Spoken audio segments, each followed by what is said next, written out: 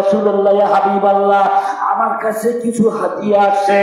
আমি যখন মুসলমান ছিলাম না, আমি যখন অমুসলিম ছিলাম, তখন এখন আমি মুসলমান হয়ে গেছি। আমি মুসলমান হবার পরে এক এলাকায় গেছিলাম, এক চোখে গেছিলাম। ওই সময় দেখি একজন মানুষকে সাপে কাটলো। ওদের সমস্ত ওঝাদারা এসেছিল, সার মন্ত্র করলো, বাঁচাইতে পারলো না।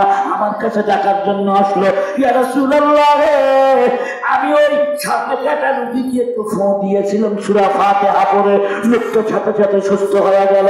আমাকে কিছু বকরি দিয়েছে, এই বকরির গোশত আমার জন্য খাওয়া হালাল না হারাম।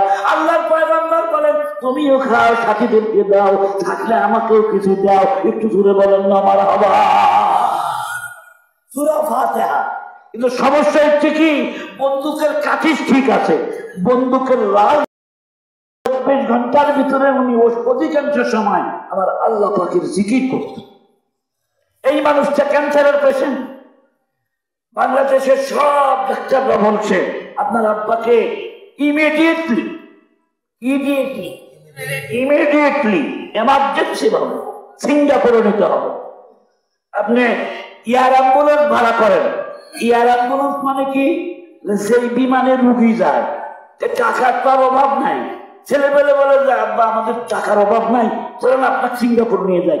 টিকিট চাইতে সব আপনার টিকিট রেডি করে ফেলাইছে। এখন বিকাল বেলা হয়তো রওনা দিবে, ঠিক এমন সময় ওই বুড়ো বলে বাজার আমার একজন পিসাবুর আছে, একটু দূরে বলেন মারহাবা। বাংলাদেশে তো অনেক মানুষ এগুলি বিশ্বাস করবার চায় না, ঝাড়ফুঁক বিশ্বাস করে না, পানি পুরো বিশ্বাস করে না। কেমনি বিশ্বাস করবে? আধুনিকতার যুগ আসা গেছে, পানি পুরন মূল্য আসে না। হাকিমুল উম্মাত মুজাদ্দিদুল মিল্লাত হযরত মাওলানা আশরাফ আলী থানভী রাহমাতুল্লাহ আলাইহি মাঝে মধ্যে মানুষকে ঝাড়ফুঁক দিতেন, পানি পোড়া দিতেন। একজন লোক এসে বলতেছে, নাস্তিক লোক এসে বলতেছে, হুজুর আপনি একজন বড় আলেম মানুষ, ঝাড়ফুঁককে বিশ্বাস করেন নাকি? আমি ওগুলি বিশ্বাস করি না। যেই এই কথা বলছে, হাকিমুল উম্মাত তখন বলে, গাধা, বাটপার, চিটিংবাজ, এই তিনটা কথা বলছে। ওই শিক্ষিত লোকটা যখন তিনটা গাল শুনছে, বাটপার, চিটিংবাজ, এই তিন গাল শোনার সাথে সাথে সুন্দর চেহারার মানুষ চেহারাটা কালো হয়ে যায়। কি শুনে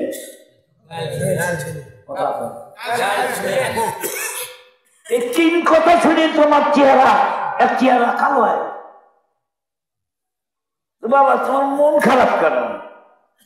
খুব মিষ্টি ভাষা করতেছে, গাছ পেলে টাকা দিচ্ছে। বাবা মন খারাপ কেন? কি হয়েছে তোমার? এত সুন্দর চেহারা কালো হয়ে গেল। আপনি আমাকে অভদ্র বললেন, বাটপার বললেন, চিটিং বললেন, আমার মন খারাপ হবে না?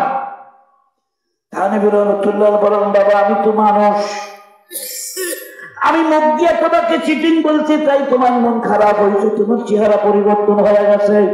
আমার কথা যদি এত আসল হয়ে থাকে, তাহলে আমার কথার চাইতে আল্লাহ কি আসল নয়? বাল হুয়া কুরআনুন মাজিদ ফি লাওহিম মাহফুজ। আল্লাহু আকবার বলেন। তামাম দুনিয়ার সব বই পুস্তক একদিকে রাখেন, কোরআন শরীফ একদিকে রাখেন। কোরআন শরীফের চাইতে দামি কোনো কিতাব কি পৃথিবীতে আছে আমার বন্ধুরা? কোরআন শরীফের মধ্যে কি একটা ভুল কেউ ধরতে পারবেন? একটা ভুল কেউ ধরতে পারবে না। একটা সহিহ হাদিসের মধ্যে আছে, আল্লাহর নবীর এক সাহাবী ছিলেন আবু সাঈদ খুদরি রাদিয়াল্লাহু তাআলা আনহু। উনি একবার কি করেছিলেন, আবু সাঈদ খুদরির থেকে ঘটনা বর্ণিত আছে। একজন মুসলমান ওই সাহাবী একদিন রাসূলকে বলে, ইয়া রাসূলুল্লাহ ইয়া হাবিবাল্লাহ, আমার কাছে কিছু হাদিয়া আসছে। আমি যখন মুসলমান ছিলাম না, আমি যখন অমুসলিম ছিলাম, তখন এখন আমি মুসলমান হয়ে গেছি। আমি মুসলমান হবার পরে এক এলাকায় গেছিলাম, এক চোখে গেছিলাম। ওই সময় দেখি একজন মানুষকে সাপে কাটলো। ওদের সমস্ত ওঝাদারা এসেছিল, সার মন্ত্র করলো, বাঁচাইতে পারলো না। আমার কাছে ডাকার জন্য আসলো, ইয়া রাসূলুল্লাহ, আমি ওই সাপে কাটা রোগীকে একটু ফোঁ দিয়েছিলাম, সূরা ফাতিহা পড়ে লোকটা সাথে সাথে সুস্থ হয়ে গেল। আমাকে কিছু বকরি দিয়েছে, এই বকরির গোশত আমার জন্য খাওয়া হালাল না হারাম। তুমিও খাও, সাথীদেরকে দাও, থাকলে আমাকেও কিছু দাও। একটু জোরে বলেন না আমার হবা সূরা ফাতিহা। কিন্তু সমস্যা হচ্ছে কি, বন্দুকের কাঠিস ঠিক আছে, বন্দুকের লাল ঠিক নেই। কথা কন না কেন? কোরআন শরীফ তো ঠিক আছে, কিন্তু আমাদের মুখ, যে মুখ দিয়ে মিথ্যা কথা বলা হয়, যে মুখ দিয়ে গীবত শিকায়ত করা হয়, যে মুখ দিয়ে এমন গাল পারে, ও গাল শুনলে গাছের পাতা পর্যন্ত ছেড়ে পড়ে। এরকম কিছু বুড়া মানুষ আছে না বাবা, এমন গাল দিবে আপনার কলিজা ছিঁড়ে যাবে। আবার এমন কিছু মহিলাও আছে এমন ভাবে গাল পারে, মনে হয় যে কলিজা ছিঁড়ে মাটি পড়ে গেছে। আল্লাহ পয়গম্বর বলে, যদি ওই মহিলা তাহাজ্জুদ করে, রোজাও থাকে, যাকাতও দেয়, সব করে, কিন্তু প্রতিবেশী নারীকে মুখ দিয়ে কষ্ট দেয়, ওই নারী জাহান্নাম।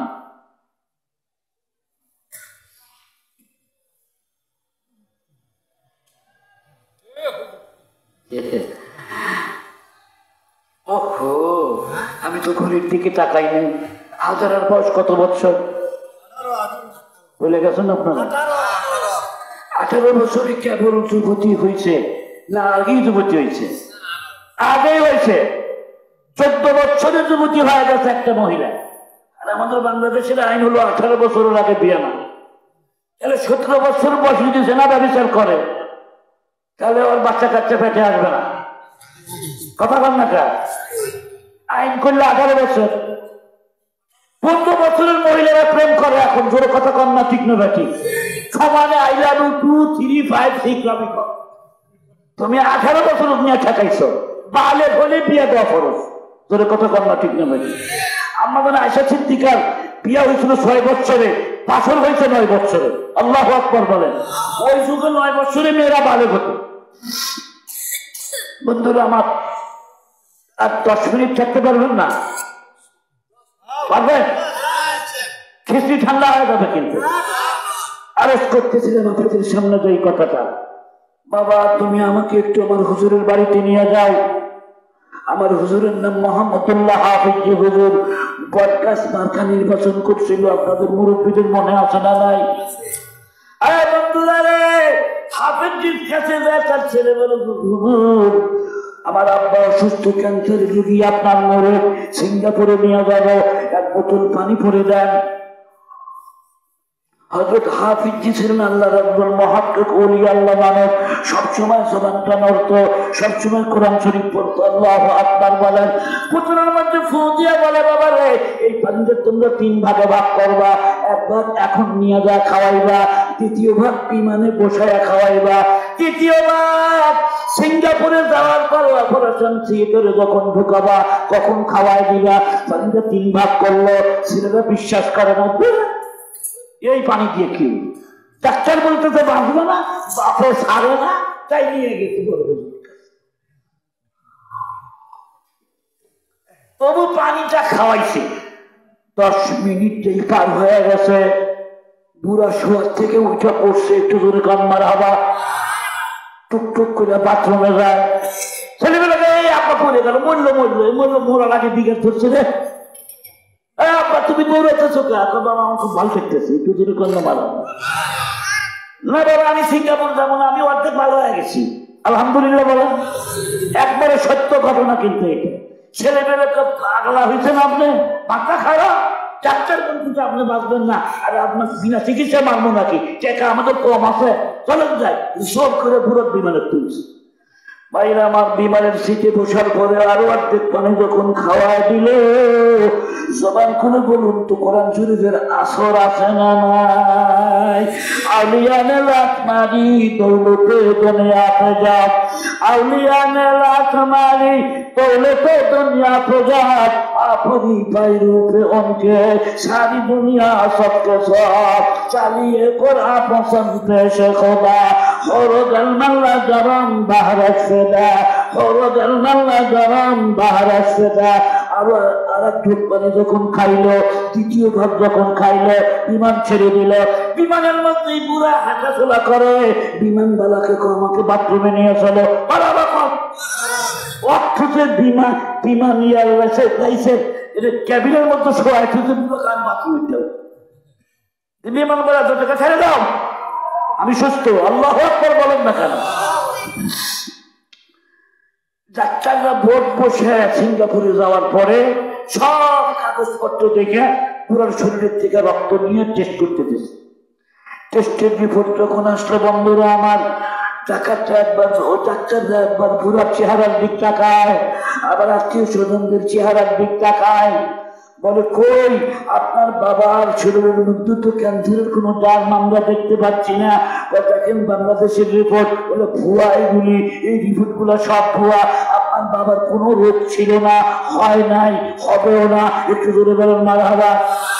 সত্য করা বলেন তো, বিমানে ওঠার পর কি খাওয়াইছিলেন? দামি ট্যাবলেট খাওয়াইছিলেন কিনা?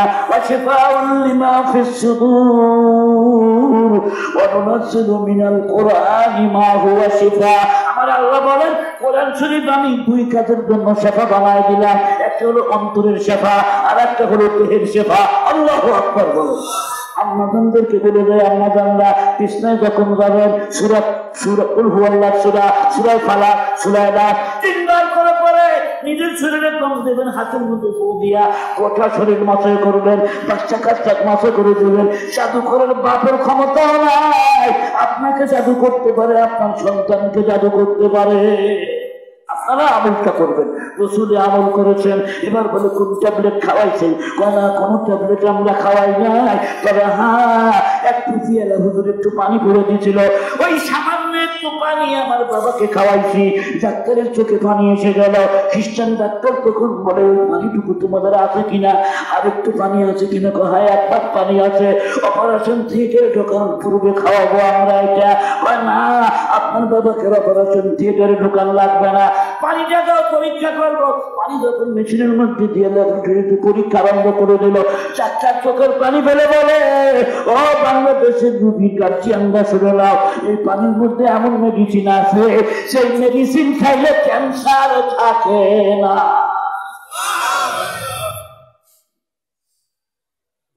কোরআন শরীফের মূল্য আছে না নাই?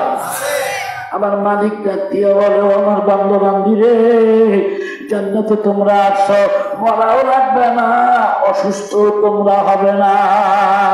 নাম্বার 3, নাম্বার 4 বলবো কি? নাম্বার 3 চার দিয়ে বলে, আনতুম তাশুকুনা ফালা তাহরামু আবাদান। ও আমার বান্দাবান্দিরে, জান্নাতের মধ্যে আসো, যে যৌবন তোমাদেরকে আমি আল্লাহ দান করলাম, দুনিয়ার 100 জন পুরুষের শক্তি একটা জান্নাতীকে আল্লাহ দান করবেন। ধরে কান্নার হাওয়া 100 জন পুরুষের শক্তি, দুনিয়ার একজন পুরুষ 4টা বিয়ের অনুমতি দিচ্ছে, সেই 400 পুরুষের শক্তি দিবে আল্লাহ আপনাকে, আমাকে, আপনার দাদাকে, আমার দাদাকে, আপনার বাবাকে, আমার বাবাকে। আল্লাহু আকবার। এই জন্য তো রাসূল এক বৃদ্ধা মহিলাকে দেখে বলল যে, বুড়ি তুমি নামাজ কালাম তো পড়ো, বুড়া মানুষ তো বেহেশতে যাবে না। এসেই কইছে, বুড়ি কান্দা আরম্ভ করছে। তখন আম্মাদানা এসে সিদ্দিকে বলে, ইয়া রাসূলুল্লাহ, বুড়িকে আপনি কেন কাঁদাইলেন? বুড়ি সত্যি কি বেহেশতে যাবে না? না, কোনো বুড়া বুড়ি বেহেশতে যাবে না। বুড়ি কাঁদতে চাই, ইয়া রাসূলুল্লাহ, তাহলে কি আমরা আল্লাহর জান্নাতের নিয়ামত পাবো না? আল্লাহর পয়গম্বর মুস্কি হাসি দিয়ে বলে, বুড়ি না, আপনি নিরাশ হবেন না। ইন্না ইনশাআল্লাহুন্না ইনশা ফাজআলনাহুন্না আবকারা। আপনি যখন জান্নাতে যাবেন, আপনি বুড়ি থাকবেন না, আল্লাহ রাব্বুল আলামিন আপনাকে পুরা যৌবনবতী নারী বানায় দিবেন। ধরে কান্নার হাওয়া। চাচা মিয়ারা, এটা আমারও দায়িত্ব পেকে গেছে, আমিও তো এখন বুড়ার মতো, কথা কন না। কয়েকদিন আগেই কাঁচা আছে, আমার এখনো ভালো মনে আছে। দাঁড়িয়ে নাই, মুখে হাতে হয়ে গেছে, দাঁড়িয়ে উঠলো, কবে পেকে গেল টেরই পেলাম। আয়নার সামনে দেখলে দেখি, হারে ভাইরা আমার, বন্ধুরা আমার, এক একটা দাড়ি হলো, পাকা দাড়ি হলো আজরাইলের চিঠি, এক একটা মাথার চুল হলো আজরাইলের চিঠি। আপনি বৃদ্ধ বয়সে শাস্ত্রে বসে টেলিভিশন দেখেন, আপনাকে একটু লজ্জা করে না? আপনি মুখের দিক তাকায় দেখেন, ইসরায়েলের কতটা চিঠি আপনার কাছে এসেছে। ও চাচা মিয়ারা, আপনার জন্য সিনেমা হলের দরজা এমনি বন্ধ হয়ে গেছে, আপনার জন্য মহিলা দেখা এমনি বন্ধ হয়ে গেছে, যৌবন তো শেষ হয়ে গেছে, সব দরজা আপনার জন্য বন্ধ। কিন্তু আমার আল্লাহ আসমান থেকে কয় বান্দা বান্দি রে, তোর বয়স যদি 99 বছর হয়ে থাকে, তুই আমার কাছে আত্মসমর্পণ কর। বউয়ের কাছে দাম নাই, ছেলের কাছে দাম নাই, সরকারের কাছে দাম নাই, কারো কাছে মূল্য নাই, কোনো জায়গায় তোমাকে নেয় না। আমি আল্লাহ তোমার জন্য এখনো মসজিদের দরজা খুলে রেখেছি। রাত যখন 3টা বাজবে, ওযু করে আল্লাহর ঘরে আয়। যদি আমার ঘরে না আসতে পারিস, তোমার ঘরে যায় নামাজে বসো, চোখের পানি খুলে ছেড়ে দিয়ে রাখবো। মাবুদ, জোয়ানি খতম করেছি, বার্ধক্য এসেছি, কখন জানি আজরাইল আসে। আল্লাহ তুমি আমারে মাফ করে দাও। খোদার কসম করে বলি, আপনার চোখের থেকে যদি এক ফোঁটা পানিও বের হয়, আপনার নাকের ডগার কাছে আসার সাথে সাথে আল্লাহ আপনার আমার জিন্দেগির গুনাহগুলো মাফ করিয়া দিবে। মুসলমান বন্ধুরা রে আমার, আমার আল্লাহ ডাকতে বলবেন বান্দা বান্দিরে, যেই যৌবন আমি আজকে তোমাদেরকে দিলাম রে বান্দা, এই যৌবন কোনদিন নষ্ট হবে না। নিজের বউ তুমি জান্নাতে পাবে, 70টা ঘড়ি তুমি পাবে, এক একবার মিলনে 70 বছর পার হয়ে যাবে। মনি আউট হবে না, বীর্য আউট হবে না, বীর্য থাকবেই না। জান্নাত হলো কত পবিত্র জায়গা। পায়খানা নাই, পেশাবখানা নাই, গোসলখানা নাই, ঘুম নাই। ঘুম আছে? বলবেন ঘুম না বললে পাগল হয়ে যাবেন না। পাগল আপনি হবেন না। ঘুম হলো মৌতের ভাই। জান্নাতে গেলে মরণও নাই, মরণের ভাইও আপনার কাছে আসবে না। এক একবার মিলনে হাজার হাজার বছর পার হয়ে যাবে, কখন বুঝবেন আপনার বীর্য আউট হয়ে গেছে, বীর্যই তো নাই। আপনার দেহের থেকে যে পশম গুলা থাকবে, ওই ঘাম পশমের গোড়া দিয়ে একটু সুগন্ধিযুক্ত ঘাম বের হবে। আল্লাহু আকবার বলেন। ও বেহেশতে যাকে আজারে নবাসাত, বেহেশতে যাকে আজারে নবাসাত, কাছেরা বা কাছে কারে নবাসাত। এ বন্ধুরা রে আমার, দুনিয়ার যৌবন যদি চলে যায়, নিরাশ হয় না। যৌবন কিন্তু আল্লাহ আমাদেরকে আর একটা বার দেবে। সুবহানাল্লাহ। নাম্বার 4, আল্লাহ রাব্বুল আলামিন বলল, দুনিয়ার বান্দা বান্দিরে, রিকশা চালায় খাইছো আমাকে বলো নাই, ফ্যান চালায় খাইছো আমাকে বলো নাই, মরিচ খেতেছো আনতেছো, আদার ঘরে মসজিদে গেছো আমি মাওলারে বলো নাই। গরিব ছিলা, তোমার আমি আল্লাহ জান্নাত দিয়ে দিলাম। বান্দা বান্দি, 100 টাকার জন্য কত কষ্ট করেছো, মনে করছো আমার চাইতে দুঃখী মানুষ মনে দুনিয়াতে কেউ নাই। বান্দা তুই মন খারাপ করিস না, আজকে তোমাদেরকে আমি জান্নাতে দেখা দিতে রে বান্দা। এমন ধনী বানাবো, এমন নিয়ামতের মালিক বানাবো, কোনদিন তুমি গরিব হইবা না। আল্লাহু আকবার বলে। 4টা নিয়ামতের কথা বললাম। কয়টা নিয়ামত? 4টা। একটা হলো সুস্থতা, চির সুস্থতা, চির হায়াত, চির যৌবন, চির ধনের মালিক। কে বানাবে আমাদেরকে? এবার আসুন, যৌবন আল্লাহ কেন দিলেন? নাম্বার 1 বংশ বিস্তার করার জন্য, আর নাম্বার 2 কিসের জন্য? দেশের মধ্যে গেলে 24 ঘন্টা আপনার কেমন লাগবে, অনুভূতিটা কি, এই অনুভূতি বুঝাবার জন্য আল্লাহ যৌবন কেন দিলেন? স্বামী স্ত্রী যখন মিলন হয়, বিশেষ মুহূর্তে এনজাল যখন হয়, বিশেষ মুহূর্তে যখন স্বামী স্ত্রীর মধ্যে মিলন শেষ হয়ে যায়, শেষ মুহূর্তে যেমন তুমি আনন্দ পাও 2-1 মিনিট সময়, ওই রকম 2-1 মিনিটের আনন্দটা জান্নাতের মধ্যে সব সময় তুমি পাবা। কথাটা কি বুঝাইতে পারছি আপনাদেরকে? কষ্ট হচ্ছে না আপনাদের? হাজারের বয়স বাচ্চা সাইদুল লিস্টি করছে, সব 70-এর নাম। এটা ভালো বাচ্চা না লুচ্চা বাচ্চা? বদমাশ। আরে বাচ্চা হলো আমানতদার। নারীদের জীবন যৌবন, পুরুষের জানমালের হেফাজত করবে দেশের বাচ্চা। আর উনি নিজেই গাবড়া হয়েছে মুরগির পাহারা দেয়। ভাই আমার শিয়াল মুরগদেরকে বলতেছে, মুরগিদেরকে বলবেন তো, মুরগিরা ঘুরতেছে, শিয়াল বলতেছে মুরগিরে, এ মুরগিরা, আরে আমরা রাত্রে ঘুরে বেড়াই, তোরা রাত্রে কই থাকিস? না, আমরা ঘরের মধ্যে থাকি, আমরা বাসার থাকি। ঘরের মধ্যে অতক্ষণ বন্ধ হয়ে থাকা যায়? একটা মিছিল করতে হবে। কি মিছিল? ঘরের ভিতরে থাকবো না,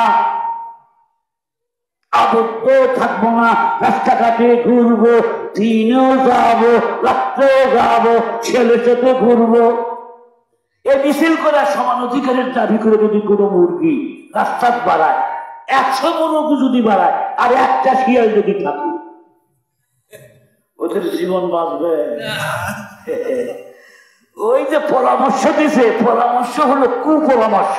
তাই না, আমার পরামর্শ দিছে মুরগির কাল্লা খাওয়ার জন্য। ধরে কথা কন্যা ঠিক না বেঠিক? বাংলাদেশের আলেমরা তো আম্মাজান পর্দার ভিতরে থাকেন, আর একজন শিয়াল মার্কা মানুষ আছে, ওরা আম্মাজানদেরকে পর্দার বাইরে আনতে চায়। ধরে কথা কন্যা ঠিক না বেঠিক? এলাকার মা বন্ধু মনে রাখবেন, যারা পর্দার বিপক্ষে কথা বলে, ওরা আপনাকে ভালো চোখে দেখে না।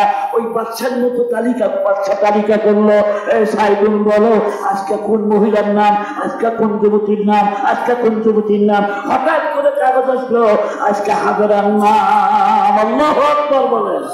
হাজারার পৃথিবীতে কেউ নাই, শুধু মা বেঁচে আছে। মায়ের কাছে যাচ্ছে, বলে মা, সন্তান যদি বিপদগ্রস্ত হয়, মায়ে বাঁচায়, বাপে বাঁচায়, মা তুমি কেমন করে আমাকে দরবারে পাঠাইবা, আমি তো ধর্ষিত হইয়া যাবো। মা তখন বলে, বাবা মা তুমি কান্দে কোনো লাভ নাই রে মা, জালেম যে দেশে আসে সে দেশে কখনো শান্তি থাকতে পারে না রে মা। যা তোকে আমি আল্লাহর রাস্তে আল্লাহর নামে দিয়ে দিলাম, কিন্তু ভালো করে মনে রাখবেন, আল্লাহ তাকে রক্ষা করবেন, কেউ তাকে ক্ষতি করতে পারবে না। রাত বাজে 12টা, আমার ঘড়িতেও 12টা। হাজরাকে সুসজ্জিত করে প্রমোদ কক্ষের মধ্যে যখন নেওয়া হয়েছে, বন্ধুরা রে আমার, হাজরা কোন নারী? এই নারীর বংশের থেকে আসবে মা আমিনা, এই নারীর বংশের থেকে আসবে মুহাম্মদুর রাসূলুল্লাহ। এ মুসলমান ভাইরা আমার, প্রমোদ কক্ষের মধ্যে যাইয়া হাজরা জায়নামাজ তালাশ করে। চাষিরা কয় জায়নামাজ দিয়া কি করবা? প্রমোদ কক্ষের মধ্যে মদের বোতল তালাশ করে, বিয়ার তালাশ করে, চানাচুর তালাশ করে, কুষ্ঠ তালাশ করে। এটা প্রমোদ কক্ষ, এটা তোমাকে ধর্ষণ করা হবে, তুমি এনজয় করবে, তুমি মজা পাবে, বাচ্চা মজা পাবে। জায়নামাজ দিয়া কি করবা?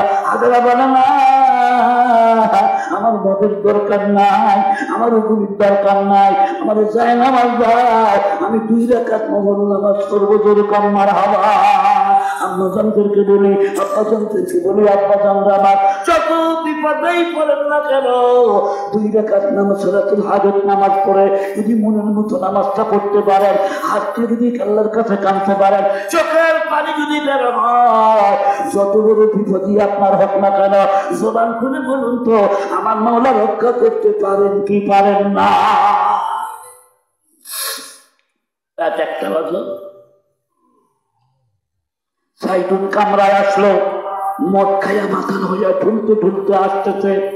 এই সুন্দরী আসো, আমার কাছে আসো। হাজরা তো বসে আছে, মোনাজাত ধরে। হাজরা ডানে তাকায় না, বামে তাকায় না, হাজরা খালি দেখতে, বাবু ওই তো সালেম আমার ঘরে এসে গেছে, এখন আমার গায়ে হাত দিবে। যৌবন প্রাপ্তির পর থেকে কোনো পর পুরুষকে এই শক্তি আমি দেখি নাই গো আল্লাহ। আজকে জালেম শাসক, জালেম বাচ্চার আর কারাগারে আমি বন্দী হয়ে গেলাম, জালেম বাচ্চার কাছে বন্দী হয়ে গেলাম। আল্লাহ, জালেম যত বড় শক্তিশালী হোক না কেন, তুমি না বলেছো ইন্না বাচ্চা রব্বিকা লাশাদীদ, তোমার ধরা বড় শক্ত ধরা। আল্লাহ তুমি একটু ধরো, আল্লাহ জালেম যেন আমার গায়ে হাত দিতে না পারে। হাজরার চোখের থেকে পানির ফোঁটা করে গাল বেয়ে বেয়ে পড়তেছে।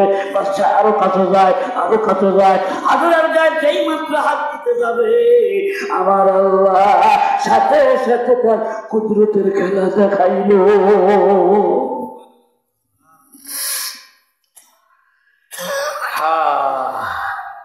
কুদরতের খেলাটা হচ্ছে, হঠাৎ সাইদুল একটা চিৎকার দেয়, কোথায়? তাড়াতাড়ি পানি আন, আমার চোখ পুড়ে গেল। কি হয়েছে আপনার? বলে চোখের মধ্যে কে যেন মরিচের গুঁড়া ছিটায় দিয়েছে। এটা তো নারী না, এটা পেতনি, এটা পেতনি। ওটা কি পেতনি? কতক্ষণ পেতনি, পেতনি না তোর ছোঁয়া মারছে এখানে। এই বন্ধুরা আমার, তুই চোখ বলতেছে, চোখ যখন অন্ধ হয়ে যায়, চোখ যখন আর কিছু দেখে না, তখন কি আর মহিলাদের দিকে হাত বাড়াইতে পারবে? যদি বলেন পারবে।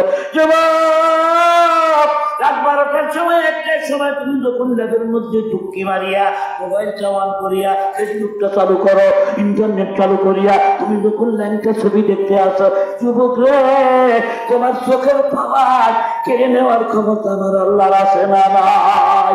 ও তোমার সমগ্র রাজ হালমে খোদা, তোমার সমগ্র রাজ হালমে খোদা, তেরো কিরা সত্য কিরা আমার তারা।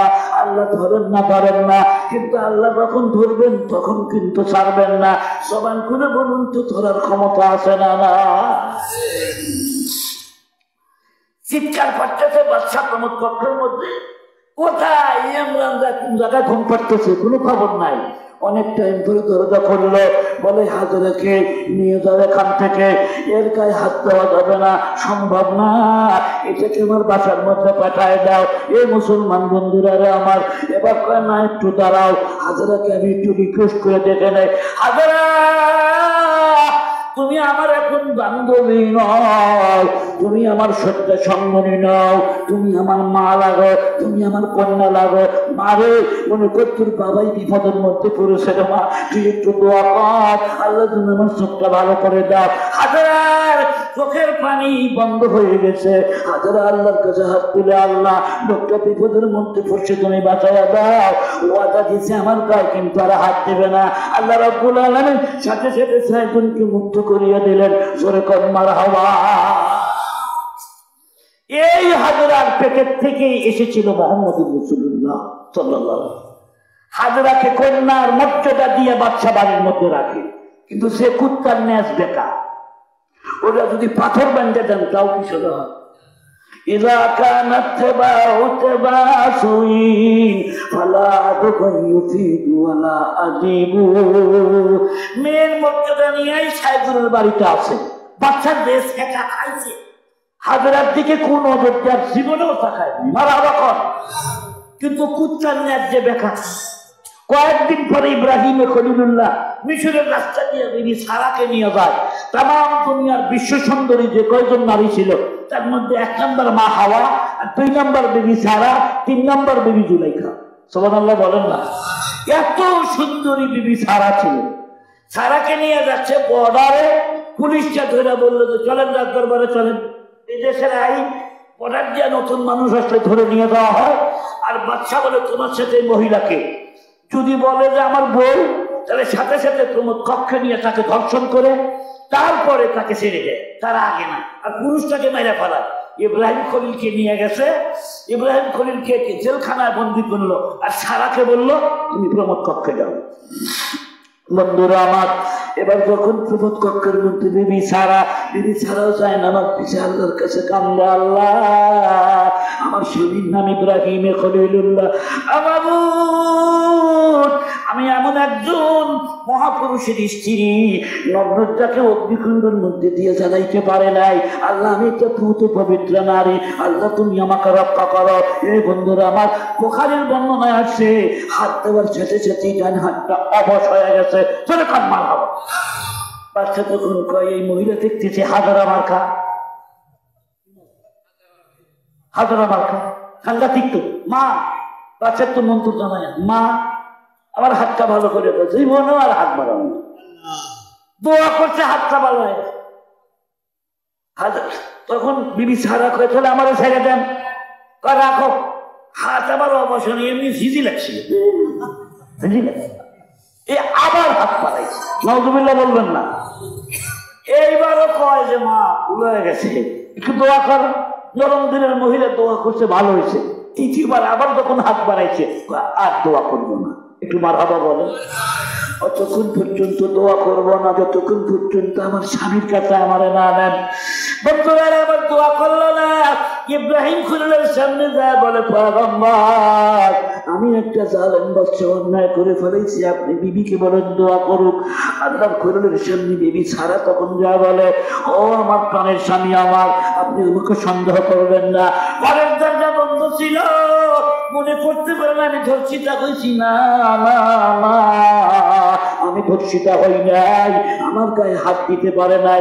আল্লাহর খলিল তখন বলে, বিবি সারা রে, তোমার এই সাফাই খাওয়া লাগবে না, তার কারণ আমি যখন জেলখানার মধ্যে ছিলাম তুমি ছিল প্রমোদ পক্ষের মধ্যে। আল্লাহ রাব্বুল আলামিন মাঝখানের সমস্ত পর্দা তুলে দিয়েছিল। ঘরের মধ্যে কি ঘটছে টেলিভিশনের পর্দার মতো সবই দেখছি, তোমার কোনো দোষ না। আল্লাহর পয়গম্বর দোয়া করলেন, 6 বছরের হাতটা ভালো হয়ে গেল। আল্লাহর পয়গম্বর ইব্রাহিমকে ডাক দিয়া কয়, বাবা ও আল্লাহর খলিল, আমার একটা কন্যা আছে, আমার কন্যাকে আমি তোমাকে দান করে দিলাম, এটার নাম হাজেরা। হাজেরা মানে হা উজরাকা, হা উজরাকা আরবি ভাষা। এই নারী তোমার জন্য বদলা, এটা তুমি নিয়ে যাও, এটা আমার কন্যা। আসলে কি তার কন্যা? বন্ধুরা আমার হাজেরাকে নিয়ে গেল। বেবি সারা কয়েকদিন পরে বেবি সারা আল্লাহর খলিলকে বলে, আল্লাহর খলিল, আপনার বয়স এখন প্রায় 80 বছর হয়ে গেছে, 90 বছর হয়ে গেছে, আজ পর্যন্ত একটা ছেলের মুখ আমরা দেখতে পাই নাই, আমার পেটে বুঝি সন্তান না, আমি একটা বাঞ্জা নারী। আল্লাহর খলিল, আপনি আমার বোন হাজেরাকে আপনি বিয়ে করেন, আল্লাহ ইচ্ছা করলে হাজেরার গর্ভে সন্তান দিতে পারে। আল্লাহ দোয়া কবুল করলেন, রব্বি হাবলি মিনাস সালিহিন। ইব্রাহিম খলিলের দোয়া কবুল হয়ে গেল। 80 বছর বয়সে সন্তান পাইল, সন্তানের নাম রাখলো ইসমাইল জবিহুল্লাহ। এই ইসমাইলের বংশের থেকে এসেছে মুহাম্মদ রাসূলুল্লাহ সাল্লাল্লাহু আলাইহি ওয়াসাল্লাম। মা আমিনা ডেকে বলে, মাঝে মধ্যেই আমার কানের মধ্যে আওয়াজ আসতো, ও আমিনা রে, তুমি দেশে সন্তান পেটে নাও নাই, আল্লাহ পাক তোমার গর্ভে মহামানব পাঠাইবে, একটু জোরে বলেন মারহাবা। এমন বক্তার বক্তৃতা কি মিথ্যা হতে পারে? 1 ঘন্টা কথা বলায় আমার এই বছরের রুটিন। বাইরে আমার অনেকদিন পরে এলাকায় এসেছিলাম, ভাঙ্গা ভাঙ্গা কিছু কথা বললাম। আমলের যদি কোনো বিষয় থাকে আমল করবেন তো ইনশাআল্লাহ। আল্লাহ আমাদেরকে কবুল করুন, সকলে জোরে কোন আল্লাহুম্মা আমিন। আমার অত্যন্ত শ্রদ্ধাভাজন ভাইজান আপনাদের সামনে মসজিদের জন্য কালেকশনের টাকা চেয়েছিল, হাত পেতেছিল। কালেকশন দেখলাম কয়েকটা টাকা এখানে আছে, আমি কালেকশন করতে